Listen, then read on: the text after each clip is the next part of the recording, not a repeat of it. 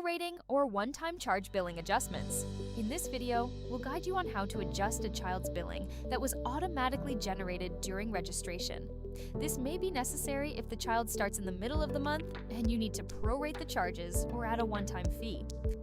Begin by navigating to the Family's Finance tab in the Family module, or access the Main Finance module in ChildFriendly to view all families.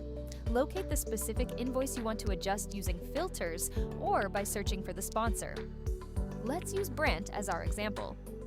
Assume their child began halfway through the month and we need to prorate their billing accordingly by adjusting the amount. Click Save. The system will generate a -$400 invoice for the adjustment, marking it as unassigned. Select Brant, click Save, and the invoices are combined to match the adjusted amount. If you want to add a one-time charge, click the plus sign to add a new line item to the billing, different from regular tuition. First, select the sponsor responsible for this charge. Choose Brant, and then select the desired line items from the drop-down menu. These items are customizable in your setup. Suppose it's a one-time charge for a key fob priced at $10. Although the default amount is set in the Setup module, you can override it here. Click Submit. You'll see a second invoice has been created for Brant.